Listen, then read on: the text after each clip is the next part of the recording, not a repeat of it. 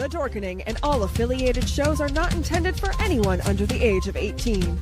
The following may contain discussions or scenes that have adult situations, graphic violence, nudity, strong sexual content, and graphic language. This show is intended for mature audiences only. Viewer discretion is advised.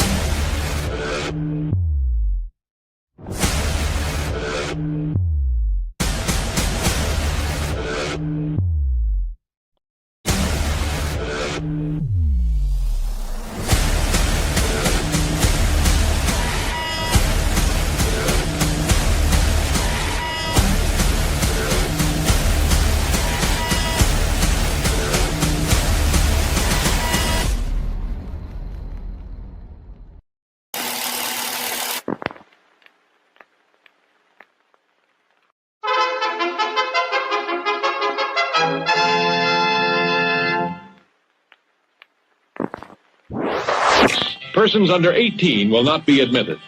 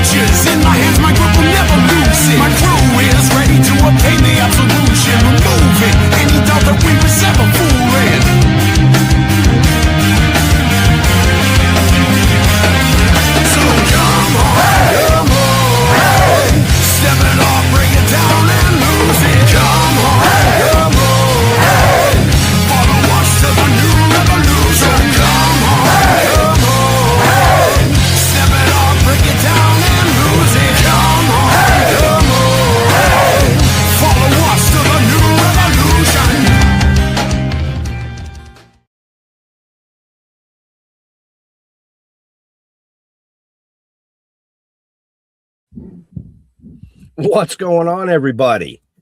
Welcome to another killer episode of Still Toking With. 7 years in, you know who I am. It's right there on the screen somewhere. Yeah, right there. Yep, that's me. So anyway, I'm super excited about tonight's guest. Anytime we have a guest like this on that can give us some insight on shit that we want to know about. Let's put it that way. We'll just leave it right there. So the sparkly one himself is in the house tonight. I'll bring him in 1 second. Mr. Holman is under the weather, so he won't be joining us. We want to wish him the best of getting well soon and all that fun jazz. Jazz? Did I say jazz? Is that a segue? It is. Mr. Mark. Good evening. Hi there. Yeah, we miss you, Jeff. Get well really fast. And welcome to the show. And I'm excited too. When people ask me sometimes, like, what is this show you guys do? My answer is the three of us, or tonight, the two of us, talk with some of the most fascinating people in the world. And boy, do we have a fascinating person tonight. A man who's been a journalist for way over 40 years, mainstream, under the table, author of books, and he knows stuff that he's going to share with us. I'm so happy to welcome to our program, Mr. Bill Conroy. Hi there. Hey, glad to be here, folks. This is going to be fun.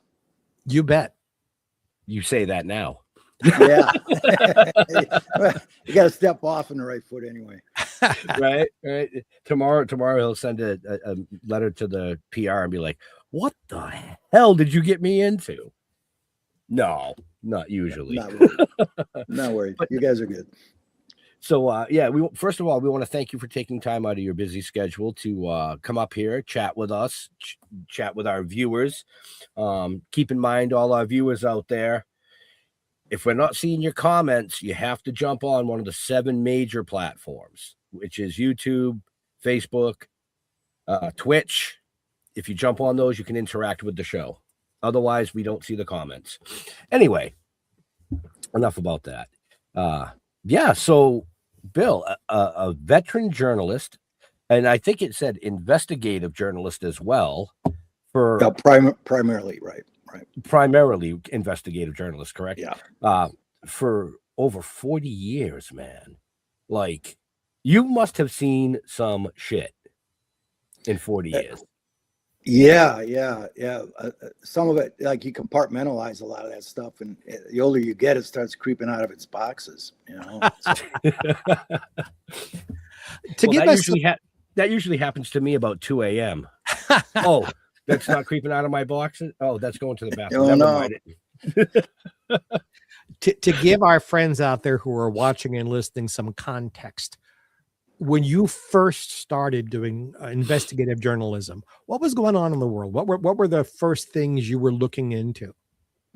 Well, I mean, actually, the drug war.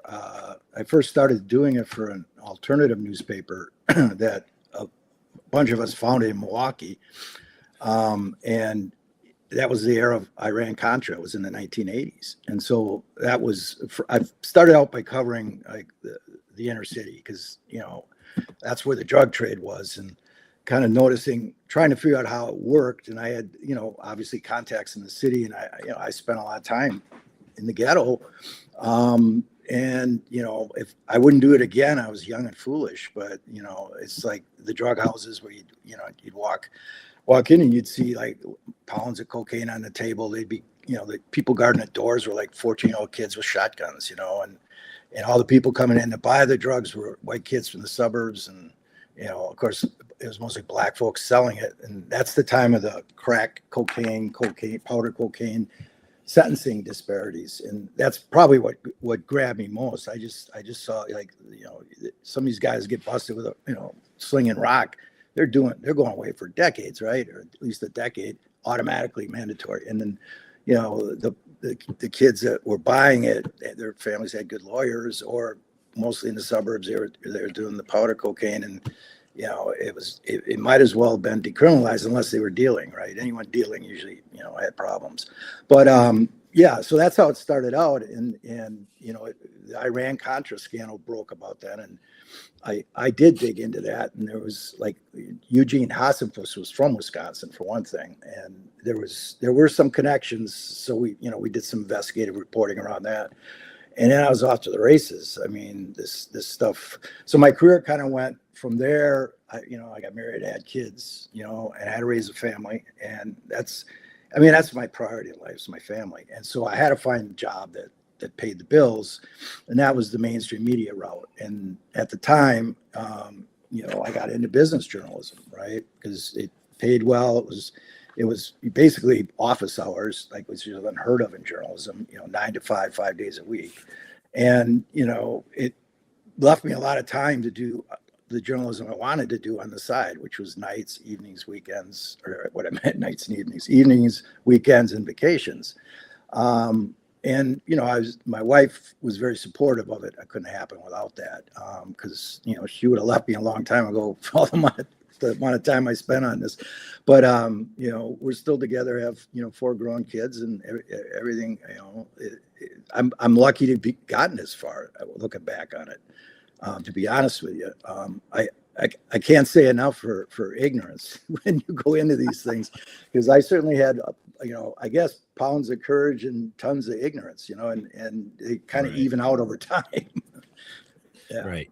I mean, bringing you back to your start, like you said, in the drug wars and things like that, you must have found yourself in some pretty precarious situations being a journalist. Yeah, I did. But I never thought of them that way at the time they were happening, or at least I didn't have like it didn't scare me from going back to it, because I guess I got out of it, right? So right. There is that. that's why I say, looking back, I Yeah. was, I made some stupid decisions and I learned from them, but just all it takes is one stupid decision. That's it. But yeah, I've been shot at, had guns held to my head. I was just going to ask. My office is shot at, and our office in Milwaukee was, it was firebombed. That was not for over the drug war, but it was, another matter. And yeah, the office in San Antonio, when I was writing about money laundering and the drug war that was shot at. Are these coincidences? I don't know.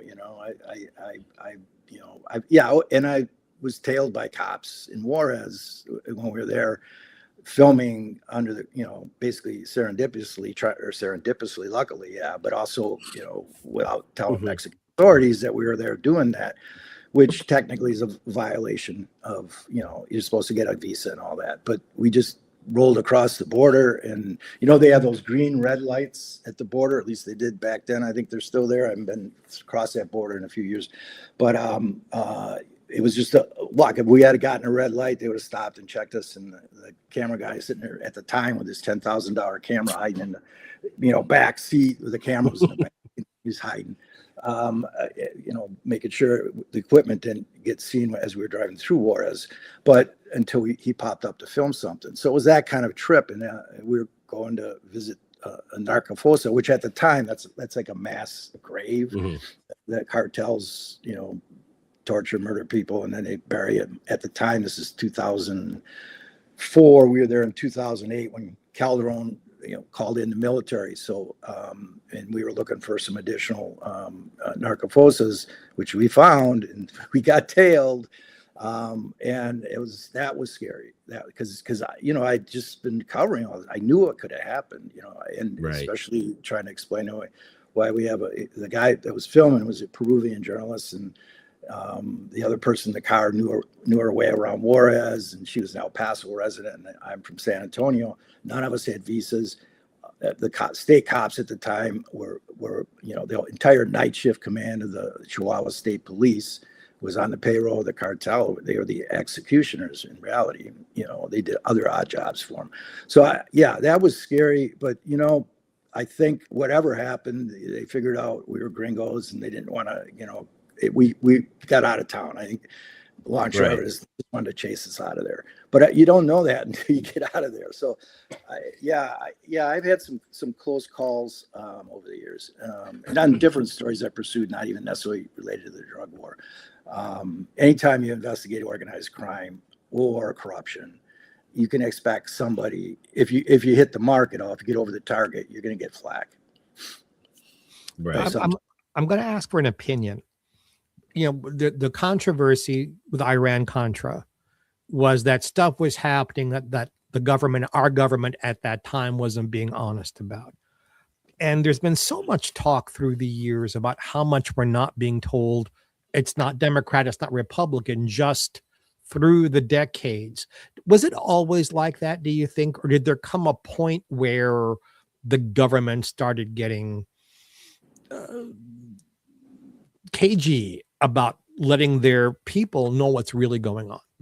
Well, I mean, I think there's always been secrecy in government, but I think in our era, at least in my lifetime, it was kind of the growth of the national security state, and more things became classified, and once they're classified, it's hard to get them out of that from underneath that shell.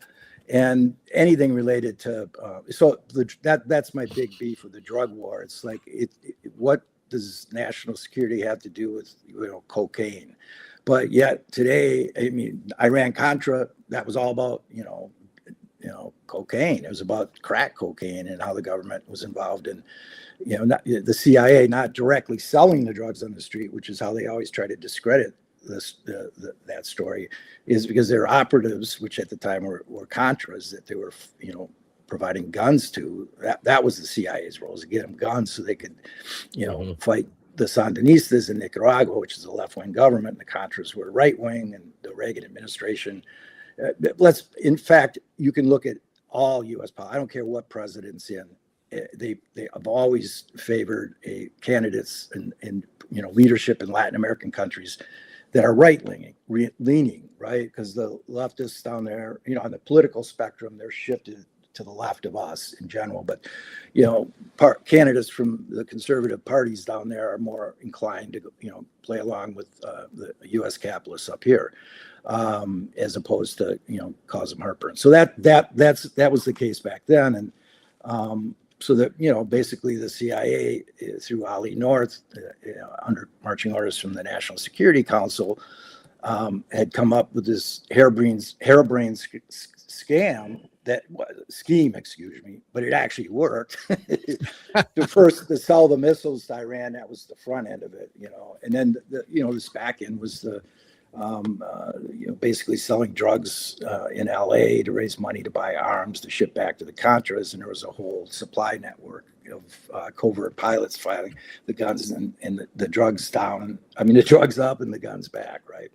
And I talked to some of those in my book, and so that I think it's just been a slow creep of the democracy getting more and more encrusted with this national security state, where the government can decide what to let you know, and if they don't want you to know it, they just classify it. And then anyone that leaks classified information, in fact, one of the tricks often used is a whistleblower will come out and they'll call him to Congress to testify, and he'll spill all the beans.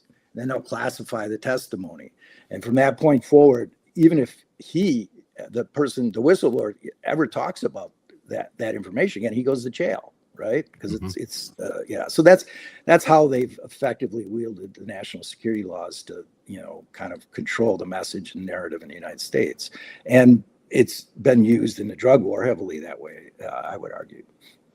As a journalist who is obviously so knowledgeable about all of this, can you pinpoint a moment in time when drugs became currency, when drugs were driving all of this stuff? Because it can't go back much more than Vietnam. Okay. That's when, and we were actually, then we were using cutouts like Air America, CIA cutouts that were flying the drugs, and that was really allowing, because there was a robust heroin trade in the Golden Triangle, or a major opium center, and these armies that the U.S. was using to kind of shape the landscape there. The armies we lined up with, made money selling this stuff, and so we facilitated that, because it propped up the armies, and that's kind of the story we've seen with that type of interference or participation in the drug war with our government. It happened in Afghanistan. We all know those stories where they allowed them basically to turn the blind eye so they could grow the opium, because that was helping to prop up the government in Afghanistan at the time. So you couldn't, if you shut all that down, what's their source of revenue, right? That was a major source of revenue for the country. It's done, I think, more in Latin America for different reasons, although arguably the drug trade, it's like 600 billion a year. No one really knows, is helping to prop up governments all over the planet, including in Latin America. But Right. but I think there it's just got a little different flavor to it, because we're actually trying to geoform Latin America in our image. We have been since gunboat diplomacy, right? And the drug war just became a convenient vehicle to help us do that. So we can use it as an excuse to extradite the leaders we don't like. We're talking about that now. And there is clearly there is corruption. There is corruption in Latin America. The drug cartels are infiltrating into the government, but it works like organized crime here. And you can make the same argument here if you want to make that argument. It's take the bribe or take the bullet. That's and if you don't do either, we're going to assume you're against all of us. And that's the game. And so so you do have major corruption within Latin America, like let's say Mexico. But it doesn't mean the government itself, or the head of the government, wants that or is actively corrupted. Sometimes it has in the past. There have been, clearly that has happened, but it swings back and forth. But the corruption is still there under the surface. And people say, well, Mexico, they're the third world nation. They're not. They're they're definitely second world, if not approaching first. But the same thing happens here. Most of the drugs get, we shut the border down, right? That's the big narrative now, and no people are getting through, and et cetera, et cetera. And that's true. They shut the border down. They didn't shut commerce down. There's a lot of commerce coming through the border, and that's where the drugs are, coming through. They're put into that stream of commerce, try to a needle in a haystack. And just to make sure, when I was covering, the primary way they got these trucks across the border, the international bridges, at least in El Paso, Juarez, was by buying off customs inspectors and DEA agents and the rest of it. And it isn't like you have to buy off the entire, El Paso field of it office. No, you all you got to do is find one in the key spot, and that's all you need. One customs inspector on a bridge, and his shift. They wink at a nod and those are through, or they can at least pass you the intelligence on what bridge that's how it worked. And they were constantly, and they assumed a few loads would get caught. I mean, what got through more than made up for it, because drugs are a renewable resource, right? You can, the drug war is so insane. If we just take a step back, how many tons and tons and tons of drugs have we busted since this thing started? Right. And if anything, there's more drugs coming in, and they're cheaper. And that's because they bust some cocaine, you grow some more coca leaves, synthesize it, and move another load up, right? Certain players get hurt if their loads get lost, but there's rivals right behind them, pulling it through. So it's a very competitive market. And it is very much like capitalism unbridled. There are no contracts. So when somebody, breaks a contract, if you will, or doesn't keep their word, or crosses somebody in a way they consider unfair, here maybe we take them to court. Down there in a cartel land, you get killed. The bullet is the contract. So that's the difference. And we can see some of that too. If you legalize this stuff, you can create a regulatory framework for a number of these drugs that would greatly diminish and the problems that we have. We're seeing that with cannabis. I'm not saying you do that with every drug, but there are approaches we can take that greatly mitigate the harm and reduce it at least. And one of them isn't busting, loads of drugs at the border or anywhere else. Sure, get them off the street, but just realize that isn't putting a dent in the drug, the amount of drugs that are going to get across into the country at all. It just isn't.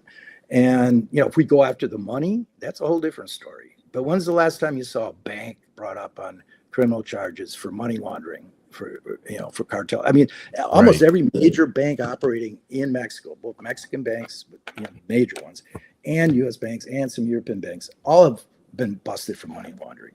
Pay a fine and it's business as usual the next day. So they won't go after the money. It's too threatening to too many people that are, further up the food chain, way up the food chain. We're talking, And so it's keep the war at the street level. Lock up the black folks and brown folks. It's a good way to keep your population under control, and you want to keep control of the country. And sell a line that we're the good guys, they're the bad guys, and we're cleaning this all up. And the biggest thing about it I see isn't the racial component. That's just a byproduct of American history. That's a big thing to me personally, but I'm just saying the real reason that there's a motivation behind this is you get a headline, it makes you look good, you get an increased budget line. That means everyone gets more money in that particular law enforcement budget, or if it's an intelligence agency. So success brings you more money, and success is measured by drug busts. Of course, that's what you're gonna concentrate on. And it sounds like nobody has any real skin in actually solving the problem, because everybody, including the problem solvers, are making too much money looking the other way. Precisely. I could elaborate on that, but that's basically it. I mean, you had these huge initiatives like Plan Colombia and Plan Mexico, tens of billions of dollars, that were going to Mexico. But, there were contracts given to U.S. companies for the most part to supply, helicopters or whatever the heck they were using, armored cars and guns and et cetera.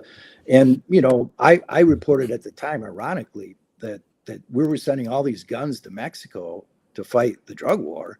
And, the military and the state cops and the local cops were rife with corruption.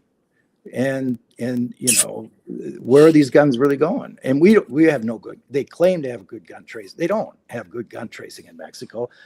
We claim to have fixed that problem. I think I read a report a few years ago about how but it's a joke. And when I talk to agents on the ground about it, it's like, think about a cop that's not crooked and he picks up a gun from a crime scene and he puts it into the database and it somehow links back to a cartel, sale to a cartel. And you don't think that cop is going to worry the cartels, some leak inside the Mexican pipeline or even the U.S. pipeline, it's going to come back to him. They don't really have an incentive to stick their necks out either, because the short of it is they get whacked. And, right. And, when you hear about cops getting whacked, you can't tell if they were crooked cops in the middle of a cartel turf war, or they were clean cops who got too close to something or crossed somebody, the wrong way and they get whacked. So, yeah, it's not a good situation down there. And that's why you've got 50,000 dead since, the Calderon era, 70,000 disappeared. It's incredible. And it's a country with, a third of the population of ours. We buy the drugs and the Mexicans pay the real price for the drug war, is how I see it.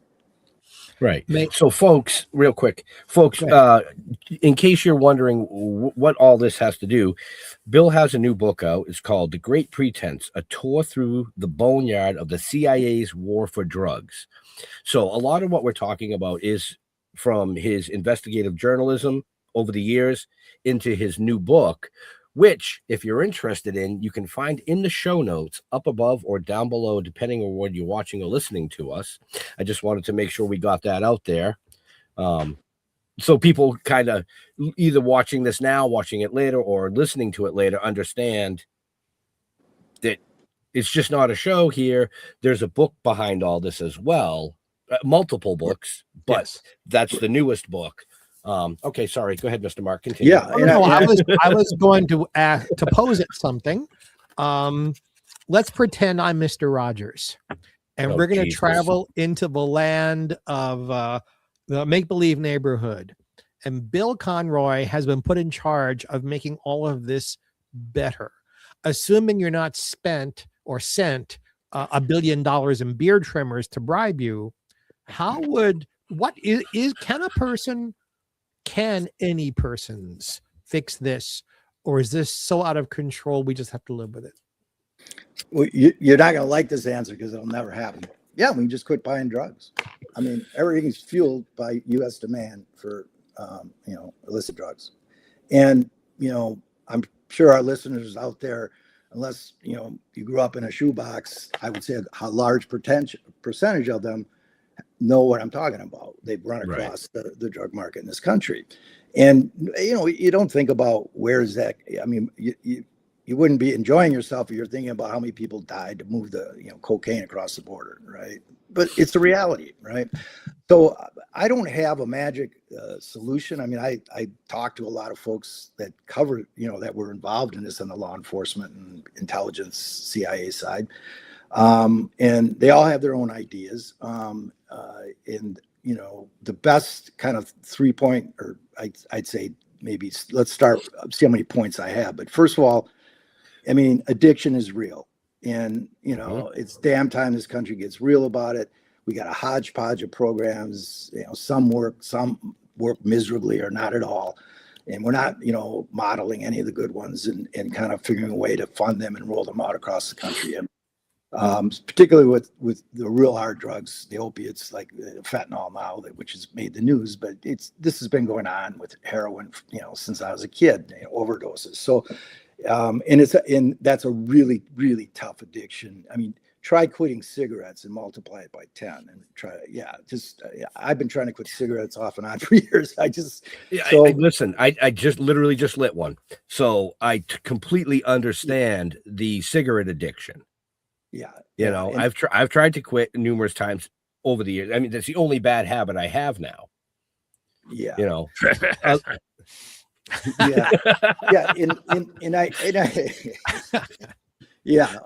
Let's watch his nose I'll leave grow. I'll leave that one because we could do a whole show on all our bad habits and no one would care. But the thing is, I mentioned earlier, the one thing I think we need to do a lot better on, and would make a big difference, is to go after the money.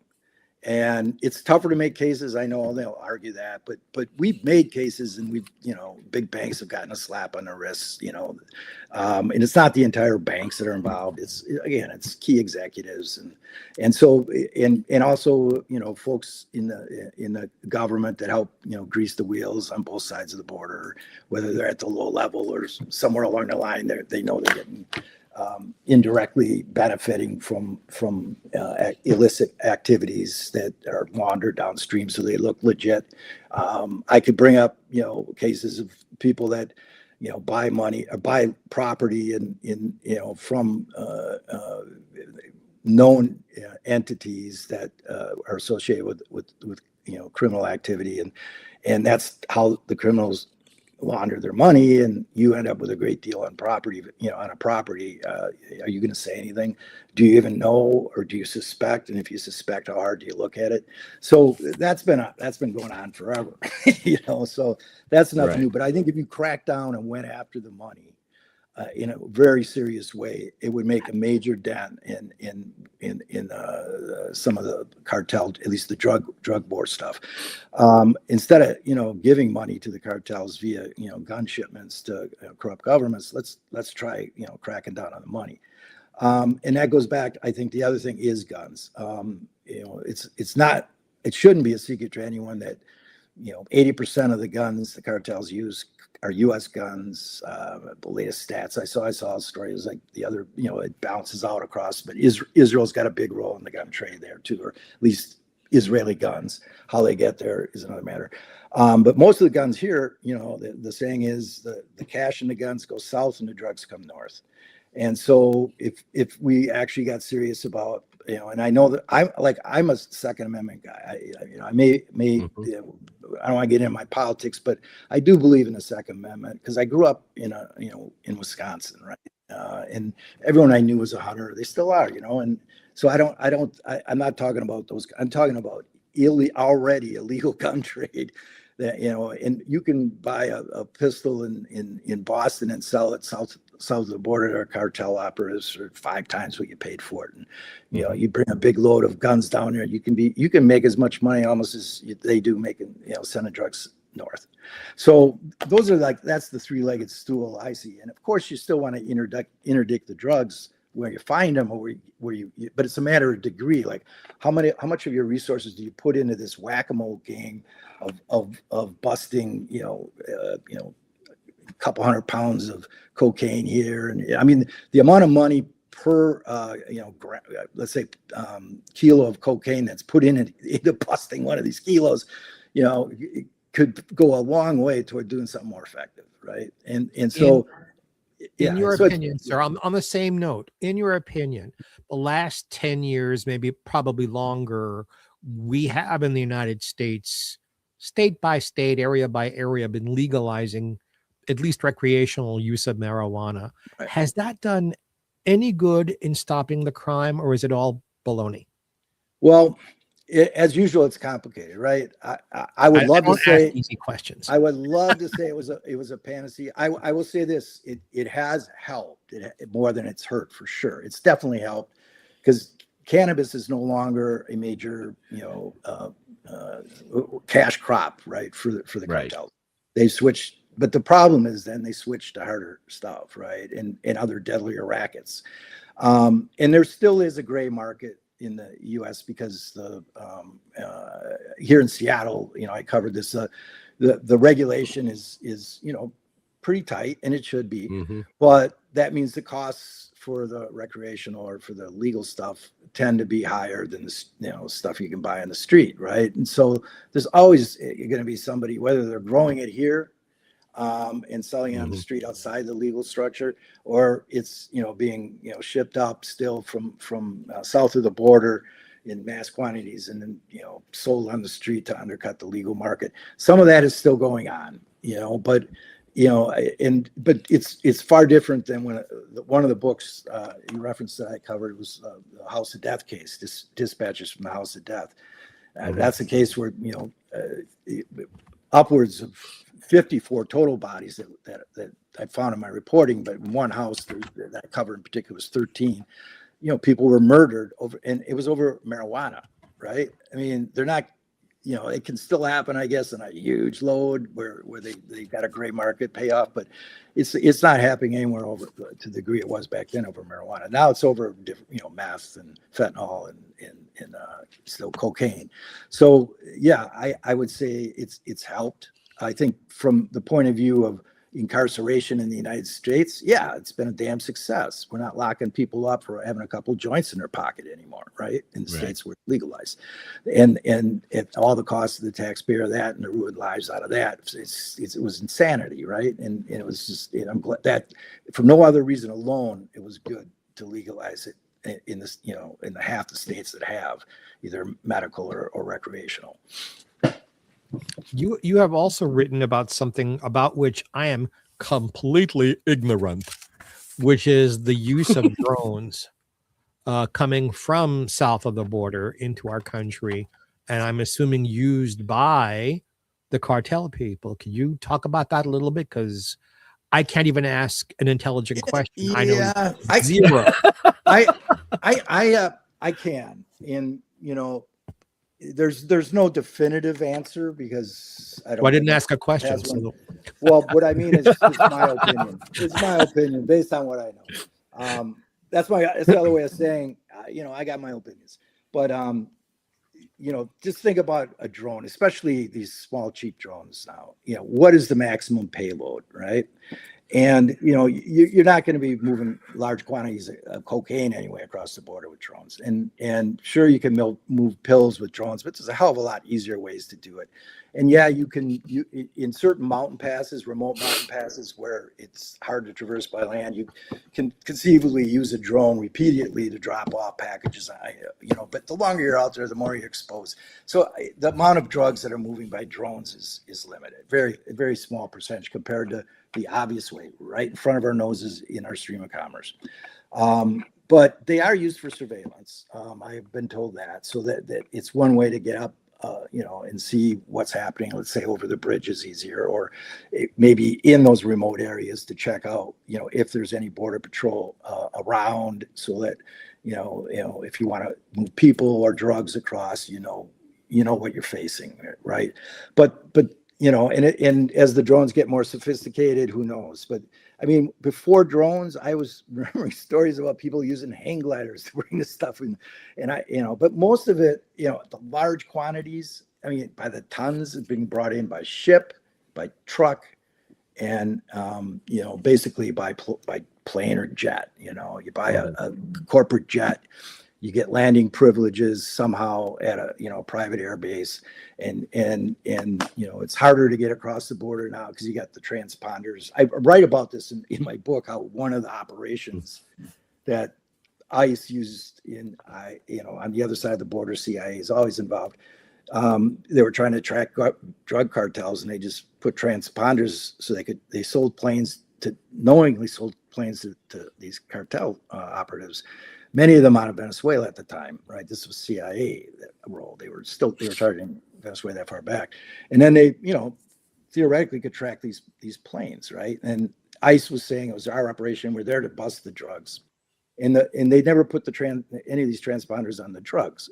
So this ran for 4 years. They sold dozens of planes to cartels who used them to transport tons of drugs, some of which came across our border, and no bust, not even an indictment. And people like saying they tried to blame it on 2 rogue agents running. And I said, no, you don't run something that big that long with 2 rogue agents. So the point is, there's so many ways to get the drugs in the country. And what I covered, what I saw, I was right across the bridges in between the Walmart trucks, so there you go.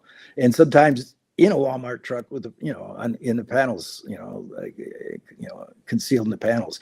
I remember stories of them being hauled in, like people that were into like racing trucks, right? They have these big racing truck trailers, and so there's this even better story why it's so hard to get this stuff.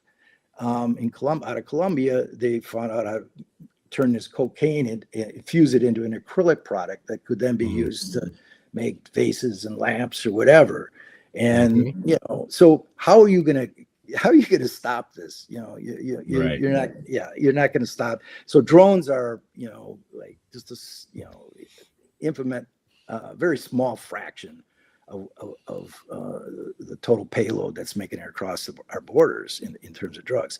And plus, a lot of this can be now grown in the U.S. and it is, and also made in the U.S. There's meth labs still all over, despite the hullabaloo about busting the meth labs in Mexico. Yeah, great, but someone else has got more product to sell now, and so that's the game. And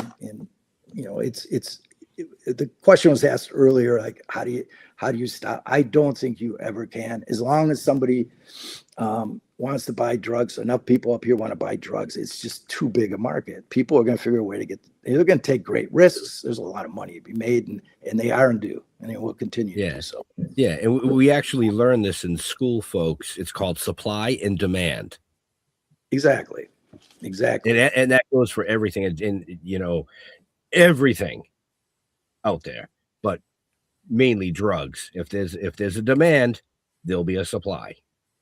Yeah, and that actually, is the mindset I brought to covering the drug war, because I was a business journalist too, during all this. Like, actually edited a paper for 20 years while I was covering the drug war, and I wrote about money laundering because it wasn't in their frame to write about the actual drugs, or the cartels per se, but yeah, it's just it's a business. It actually, for all the folks that are pro-capitalist, let's go laissez-faire completely all the way, just look at the drug war and you can see that's laissez-faire capitalism, with a bullet.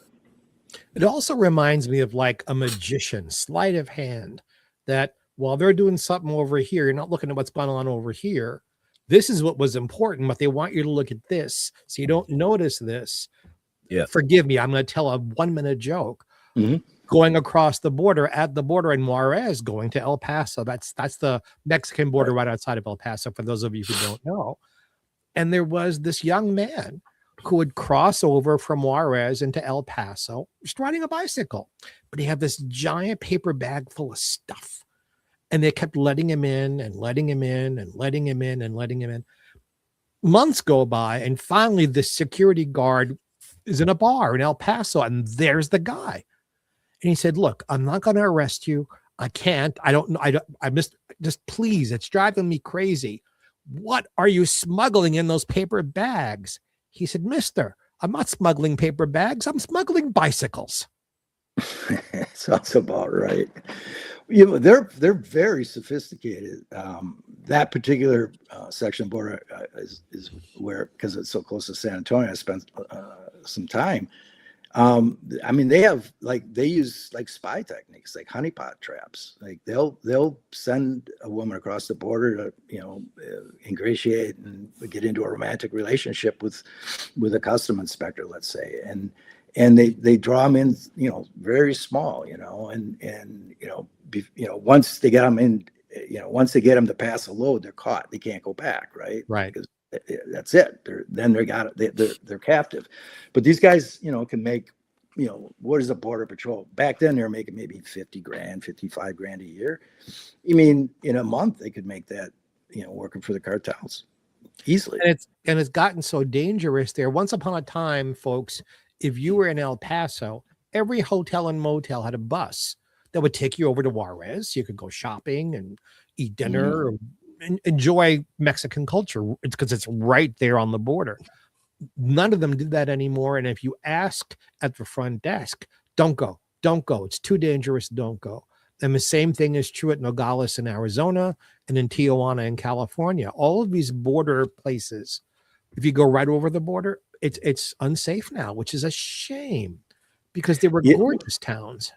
Yeah, I mean, some of that's overhyped a little bit. I mean, but at the same time, it's like being in any big city in the United States. You got to know the neighborhood you're in, or you're asking for trouble.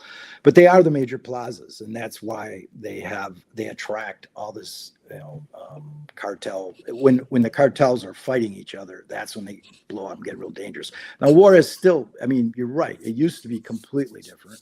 Then it blew up with the war on the cartels in 2016, the 212. That was Calderon.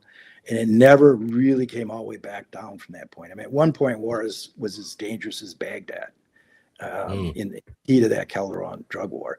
And that's when we, smartly decided to, go there and bring our camera across the border. But that's true. And the plazas are always going to be that way as long as we have a drug war. Because that's the point where they go from being product to being sales, is right across that border, and there's that's where the money is, and they're going to find any way they can to get the product to market, and the byproduct that is violence, and most of the violence that at least it's not they will go after. It's like it's organized crime, Boston is no a stranger to organized crime and Whitey Bulger. And, these are the kind of people you're dealing with. Mm-hmm. Only there's a lot more of them. I'm going to ask you a question I asked Dan Rather and Morley Safer. How do you do what you do? And you do it so well, by the way. And let me use the proper terminology. Not get whacked. How have you managed to do what you do without any harm to yourself? Well, one thing is you are pretty safe as a journalist in the U.S. if you're in the U.S. and even to a larger degree than Mexican journalists when you're overseas, because the cartels aren't going to whack you.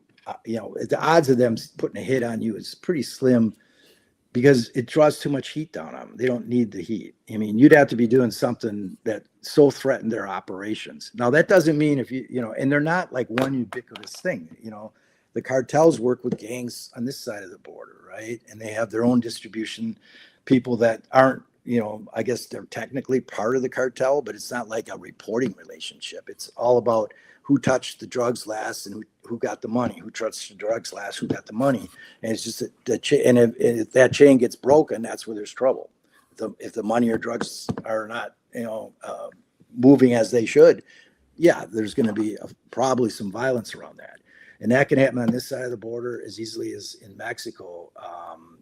As a journalist, the journalists in Mexico are far more likely to be whacked.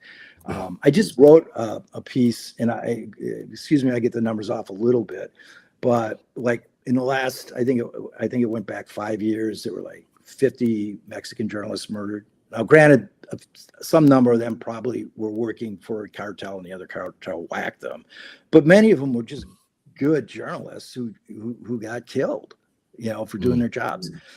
In the United States in that time frame, I think there's been 6 journalists murdered. None of them related to the drug war.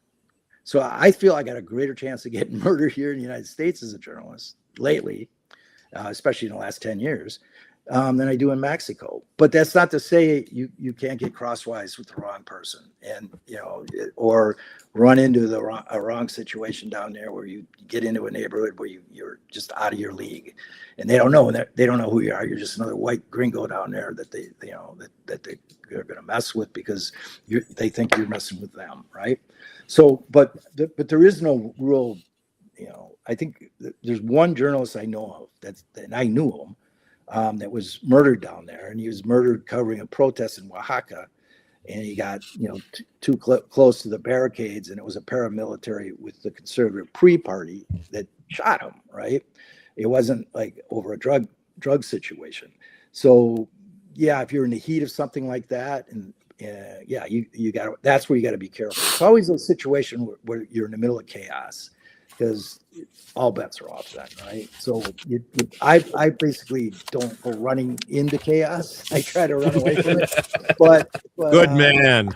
but I do find myself circling it a lot, right? And that's yeah. I mean, I'm you got to be concerned about it, and you got to take precautions. You got to have a network of people that can have your back, or at least know where you are and can provide some support. And I usually worked, especially on more dangerous assignments, with some other journalists, either in support roles or at least very nearby, where I could get help or get a bailout when I needed it.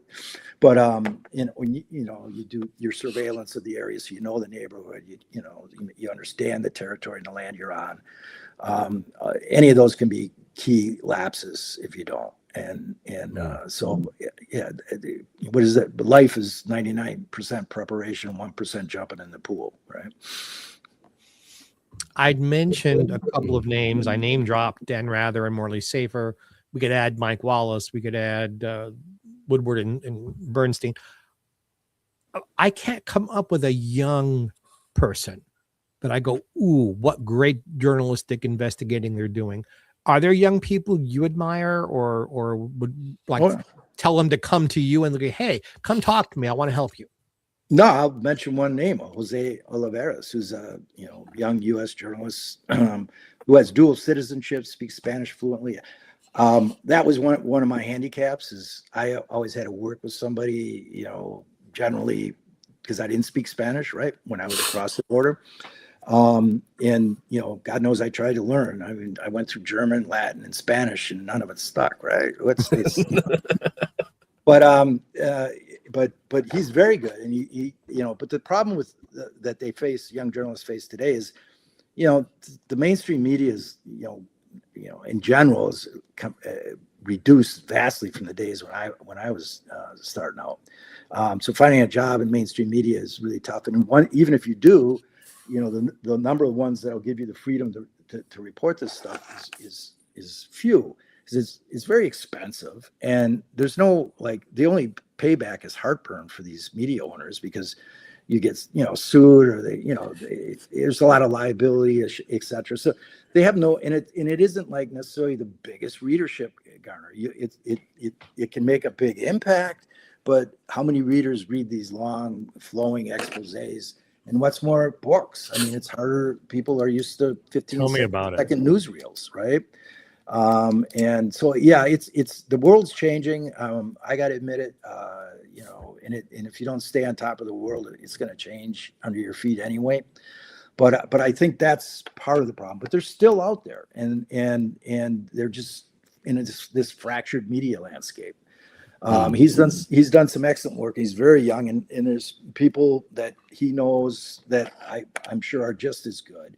And so I have faith that there are young and great investigative journalists that are going to come up here yet, but I can't have as much faith in what the media landscape is going to look like for them to work in and to get this stuff to readers. And readers get used to what they're fed sometimes. If they don't know any different, that's what they just expect. So as you mentioned, the world has changed, right? There are barely any magazines left. There are cities that don't even have a newspaper anymore. Radio, terrestrial radio, is going away quickly. And the CBS, NBC, Fox, those people, they're all being owned by one company. I don't know why there isn't a huge geschrei out there over the monopolies that own our media, because once upon a time, an investigative journalist was in competition with 10 other papers. Let's use newspapers. Today, the competition is almost all bought and paid for and working for the same team. Yeah. Well, go ahead. I was going to say, with the world changing, I think investigative journalism is changing with it, to bring it more to platforms like what we have here. I know somebody working. independent. Yep. I know somebody You know. working for BBC. I had the same discussion with. She's a young journalist, and she was trying to convince me how TikTok can be used as a platform, even for investigative journalism. Now, and they're actively working that. Now, you want some feedback behind the platform. You can always say, for the full story, go here. But as the even telling that story, they are now these young journalists are learning to use definitely multimedia approaches, but even to package investigative pieces into smaller nuggets so they can be digested and then built upon, right? And maybe even over time built on, instead of all blasted out in a newspaper page like we used to get when we were young. So I believe it can be done. But AI is going to throw another wrinkle into it, right? And that some of that good, some of it bad. And it's like any technology. And media has been like this forever since we went. Media was transformed by, first of all by the Gutenberg press, but then by the penny press at the turn of the century, when suddenly mass available, cheap newspapers were available to the masses. Before that, they were much more expensive. Slide forward, there were various, technologies, but usually the big ones come along every 30, 40 years. It was desktop publishing, completely transformed my era. That's how we were able to start a newspaper. Right. And, then came the internet. Again, transformation. Blogging era. That's again, I was coming up in that age, and then from the blogging era, when internet got faster and broadband got more broadband got to more people, the video era that we're still in, really. And AI is going to change that game again. And I don't know if it's the next 10 years or next 20 years, but we don't even know the media products that are going to be rising out of that, that are going to be popular. So if you get into this business, it makes sense. You're covering news. News by definition has changed. Why do you think your own industry is going to be subject to the same rules, right? So you do have to. You can't whine about it and lament. I mean, I lament and I whine, but it doesn't do any good. No one cares. So you got to move forward. You got to figure a way out. And so at this point in my career, it's like what doesn't change fundamentally are the reporting techniques, right? The media presentation will always be changing, or you got to adapt to it. But there's still some fundamentals that you have to know about reporting and researching a story, right? How to vet it, how to make sure it's accurate. If you care about such things, in investigative reporting, it's key. How to build sources, develop sources, how to protect sources. All those are independent of the media that you use if you're doing it right. And those are the lessons that I learned many of them the hard ways that I can then pass on to younger reporters that are interested in listening to an old fart like me. And I take every occasion to do it because I don't understand TikTok the way they do. Maybe they can teach me something about that. So, Right. We are starting to run out of time.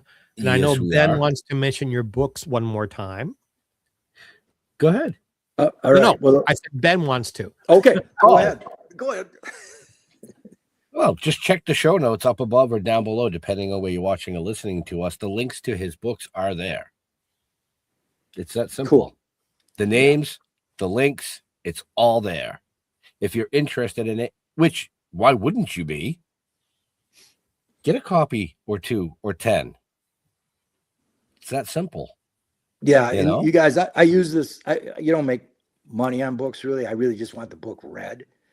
But to the extent I do make money, it gets poured back into reporting and journalism. And I'm at the point in my career where if I was just trying to make money on this now, I would be not talking to you from my house. I'd be talking to you from the streets. So I'm not doing it. I'm not. You can buy it or not. I'm not really in for the money, but I am in it to get the books and to have this history down so people don't have to, repeat all the story needs to be told. Yes. Yeah. And the best way to get the full story is to read the book. Because I'm sure we've covered quite a bit in this hour, but we didn't even touch on a lot that's within those books. So that's true. It's very simple, people. You know, we can only give you so much with our investigative journalism here. You know, you guys do a good job, I think. Yeah, I like the format here. Thank you. But we love having you. But to get the full story or the full story that Bill is telling, you got to get the book. I mean, it's I don't even know how to explain it any other way to you. Not to you guys. I mean, to our viewers and our listeners, you know. If this is something that interests you, there you go. It's you know, it's kind of, that's the way it is. And I'm very accessible too. If folks do end up buying a book and they got questions or they want to complain about something that was in it, either way, I'm used to that. I was an editor for 20 years. I have a thick skin. And see, the way I look at it is, folks, if you're going to complain about the book, then, you know, oh well. But if you want to reach out to him and you have a question, the question should be, how much are you going to charge me to autograph it when I mail it to you? Thank you. All right. I like you guys even more now. That's good. And that's kind of how it is, you know. If you're going to buy the book, you read the book, but then you're going to buy the second book to have it autographed so you don't read it and it goes in your library. See, I have a library over there of autographed books that have never been read. Well, that's not true. There's a few that have been read because there's only one copy. But check the show notes up above, down below. All Bill's information is there. Links to his books. And hey, like he just said, reach out to him. That's in the show notes. Mr. Mark, do you have a last question? I have. For this amazing guest. I have and he is an amazing guest. I agree with you. So, Bill, you're brilliant, you're talented.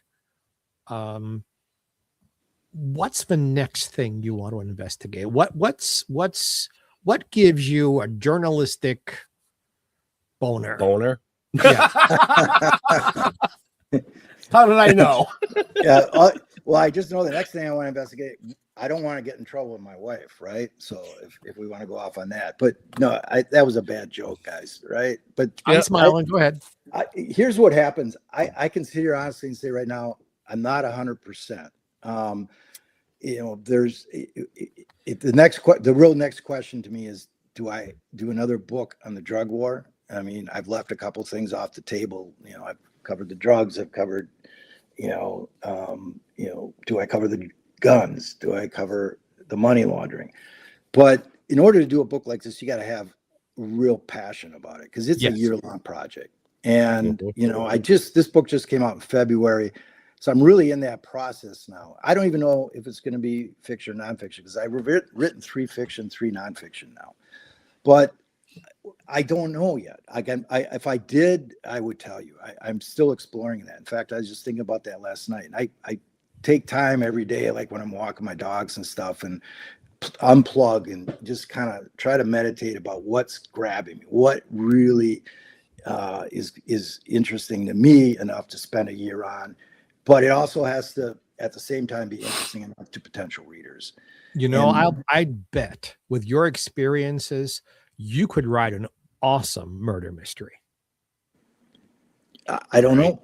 I probably could take a stab at it, but I will, you know, I already know the mystery and I'm wondering if that'll keep me interested the whole way. So I've got, I'll know the answer, but actually that is one that's crossed my mind. I'll throw this out to you, but I don't like writing real deep historic fiction like decades ago, but this is the only one that might grab me because you got to do so much research on the period. Right. And you can't make that, but I had a,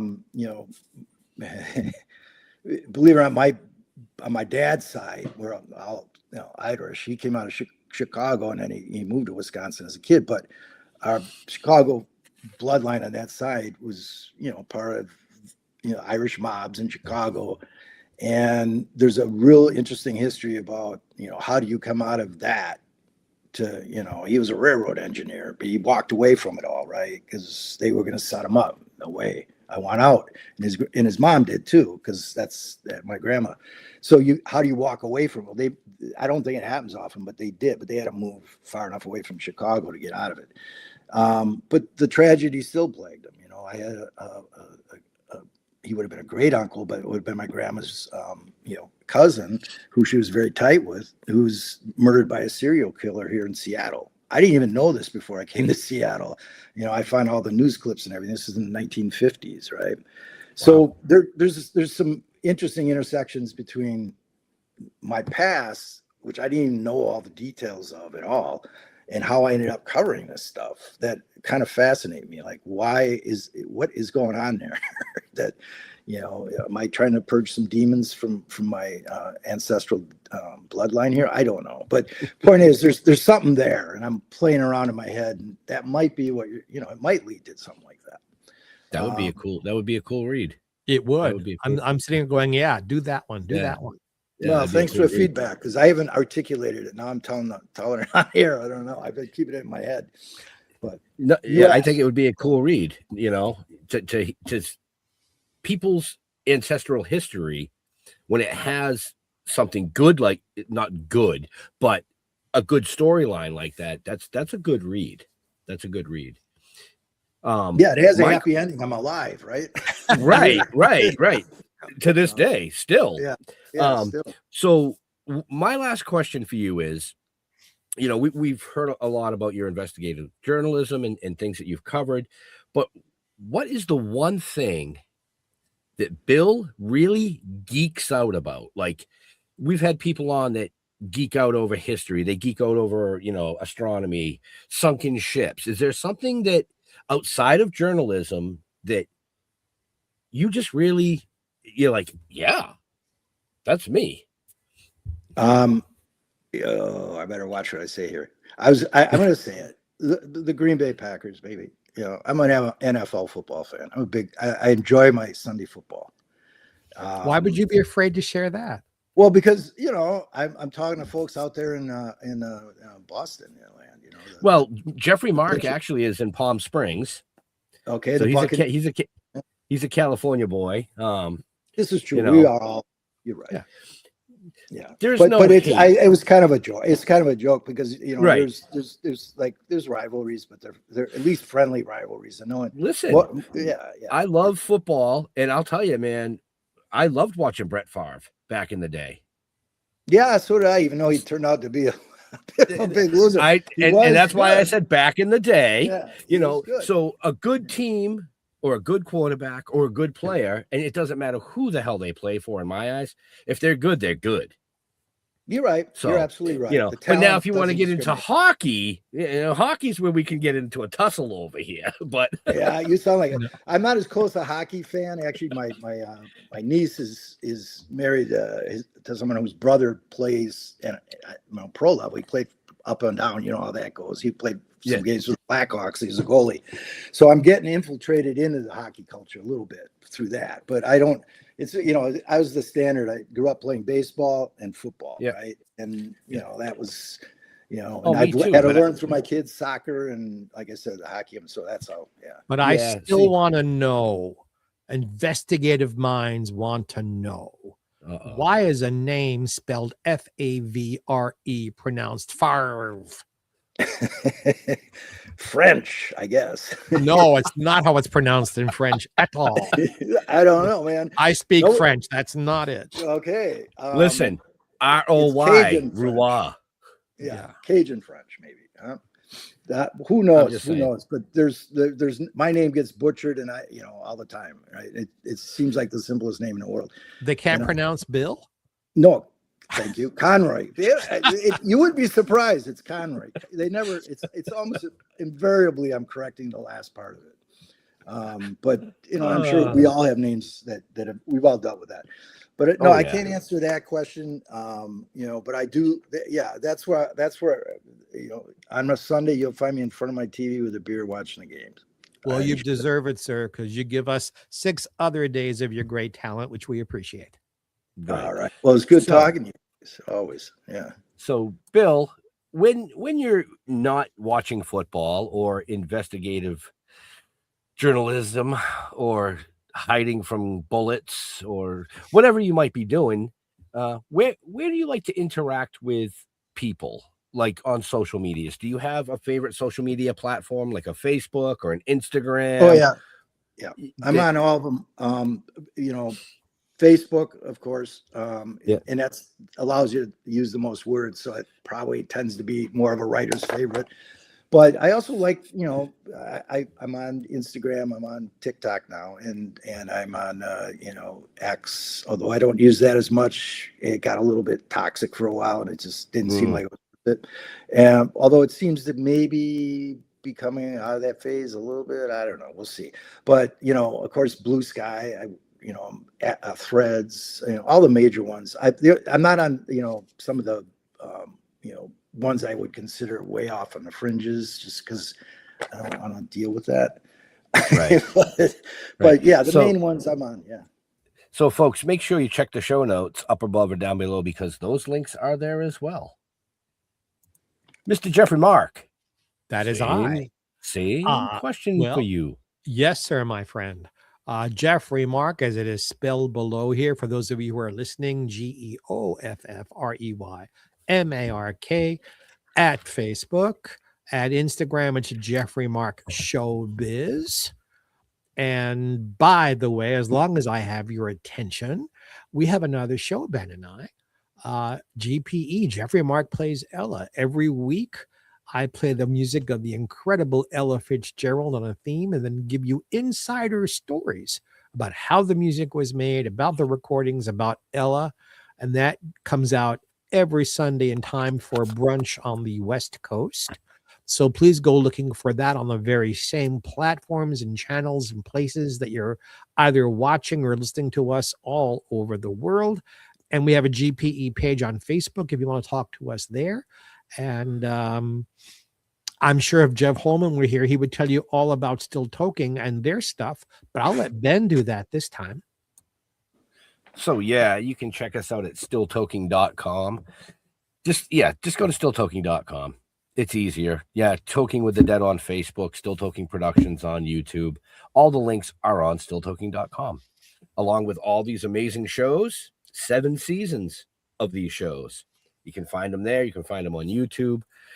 We want to thank Bill for coming out and hanging out with us this evening, telling us my pleasure. a little bit about his life in investigative journalism and some of the things that he's really passionate about. To all our veterans and first responders, we want to thank you for doing what you do so people like us can do what we do. Stay safe. We'll see you next week. We're out of here. God bless. Have a happy.